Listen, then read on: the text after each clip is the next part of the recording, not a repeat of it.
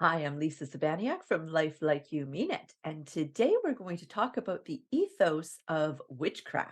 Now, today's video is broken into three parts. First, we're going to have a look at some common myths about witches and witchcraft.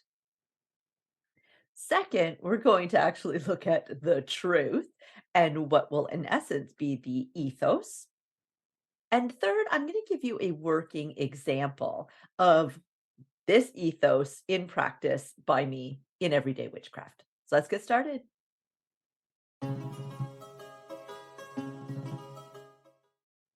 So, part one of the video, we're going to tackle some myths about witches and witchcraft. So, we see it in the films all the time, don't we? That witches are absolutely ugly. This big, huge nose with warts on it, and horrible, scraggly hair, and, builds houses that will attract children so that they can come and eat them. And we're just absolute nonsense about witches. But that has been the narrative, hasn't it, for quite some time. So, really, when we look at the history of this, without getting into too much detail, this really came out of a time where people were panicking. They were fighting over power. And people started to see, men in particular, started to see women as something that they needed to control and dominate over, because if they didn't, they were going to become very powerful, and they didn't want that. Right? So there's all kinds of theories behind this and all kinds of real examples of what happened. But really, if we just kind of leave it there with the idea that, all it really takes is a few people to just misinterpret something or to purposely try to skew people to seeing things differently so that it meets their agenda. And that's basically what happened to witches. So, of course, that led to the murder of millions of people because of fear, right? Because these particular people that wanted to shift that power and have a more patriarchal society where women and everything that women really represented was going to be looked at as being evil, right? So our menstruation, for example, oh, that's got to be hush hush behind closed doors, yucky, ugh, right? It's obviously natural, beautiful. But no, we changed the entire narrative on that, right?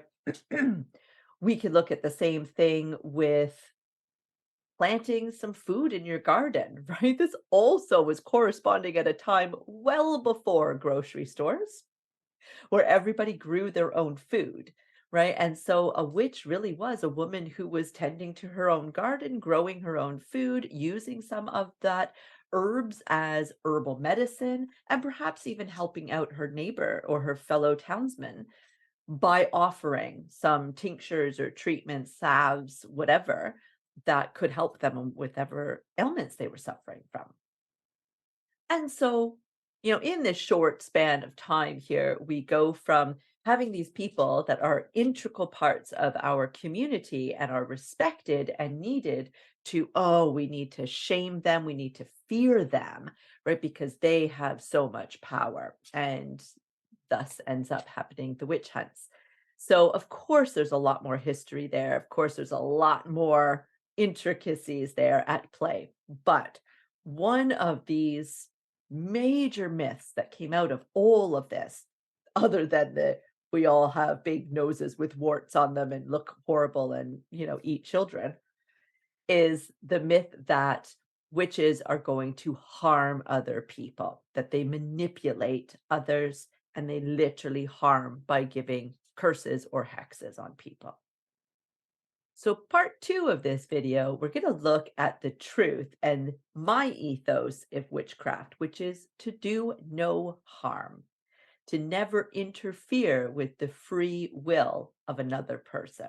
So, this is a real big divide, right? You've got people that really believe that witches are manipulating other people and they are going against their free will and they're hexing and they're cursing and they're forcing people to fall in love with other people and whatnot. And then you have more of the truth, which is 90% of witches that are out there don't do any of that, right? Yeah, we are manipulating energy, which is what we're all here to do, is to learn how to create with the energy that is around you. That's what a witch is doing, whether she's doing that with herbs from her garden or whether she's doing that through astrology and looking at the stars or anywhere in between, right? Whatever a witch focuses on, whether it is something specific like being a kitchen witch or whether it is more eclectic and a little bit of this, that, or the other. At the root of 90% of witchcraft is the ethos of we shall not cause any harm because a witch believes in karma. Now, of course, there are going to be some witches, I've said 90%. Obviously, that's not scientific. That's my experience in talking with others. But say that's true. 90% of witches are not going to be causing any kind of harm. And that means that there are 10% out there. There's a fabulous witch that I follow on Instagram who I love her work.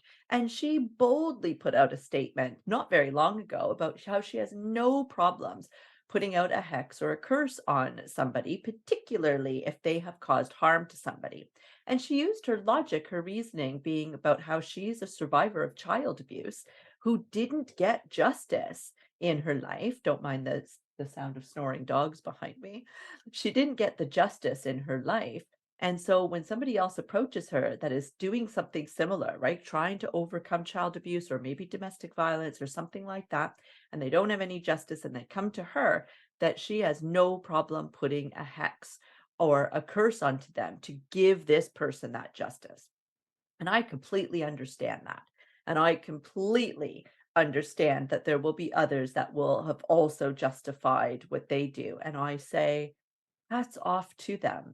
Everybody has a right to do what they're going to do, however they're going to do it.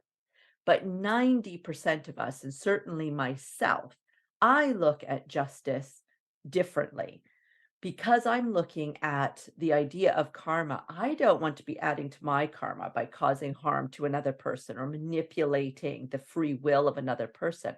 But I also don't want to be bringing that karma into my client's path either, right? So when I am working with energy, when I'm working with somebody, because of course I am a survivor of 10 years of child abuse myself, I didn't get any justice either. My abuser died before I had the opportunity to take him to court, right? So I know this near and dear to my heart. But how I look at getting justice is not by bringing more harm back onto myself, and in this case, onto my client. So, how I tackled that, the truth, my ethos of not causing any harm would be to look at protecting that client from that energy, helping them to release the energy that they're holding on to because of that experience, and work with them on healing what they have taken in and absorbed in themselves from that situation and allow them to find the freedom that they deserve. Others might not look at it in the same sort of way, and I totally understand that. So part 3, we're gonna look at a very specific example of how I would use my ethos of witchcraft, of not causing any harm to others and not interfering with the free will of others with a love spell. So, in the previous part, I mentioned about how if I have somebody coming to me that wants revenge, rather than doing some sort of hex or curse or revenge spell, I'm going to focus on them. I'm going to focus on helping them release what they're holding on to, as well as protecting them, right? And giving them some tools that they can really work with in the future to empower themselves. And empowerment does not mean disempowering someone else, right? But empowering yourself. In this example with the love spell, I think it is just as popular, right? There's a lot of people that will reach out to me to say, my ex broke up with me. I'm absolutely devastated. I need them back. Can you help me? And no, I can't, because I don't interfere with the free will of others, which means that if you want to manifest Derek into your life, then I'm not your witch. because that means I'd have to manipulate Derek's free will to fall in love with you. And that might not be Derek's path.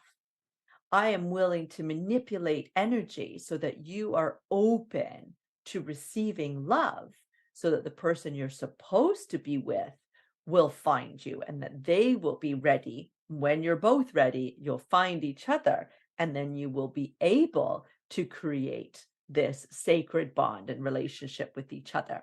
But I won't do it for Derek. I won't do it for that particular person because I don't know if that's what's in the cards for that particular person, is what you want in this moment. But how many times have you really wanted something and then 5 years later you look back and go, whoa, if I would have gotten what I wanted there, my life would be completely different and not necessarily for the better. That you love what you've created now. That means that I will do a love spell, but it'll be a love spell again for you, allowing you to open up to the possibility of love, for you to open your heart, for you to do the work that you need to do on yourself to be ready. And then you are going to be attracting so many people to you. Then we need to also look at making sure that you can see through the mess, see the forest for the trees, as they say, so that you can see who is the right one for you with all of this attention that you're getting now. So, as you may have guessed, witchcraft is part of my day to day practice, including doing spells and rituals for you. If you're interested, whether it is a curse removal, whether it is a love spell, a protection spell, whatever, go and see what I have on offer by clicking the link down in the description. I hope that you have enjoyed this video and it gave you a little bit of food for thought. I'd love to know what your thoughts are. If you're practicing witch, I would love to know what your ethos is. Do you agree with mine, or are you on the other side? I'd love to hear what your thoughts are on that. Go ahead and leave a comment for me and tell me all about it. Bless.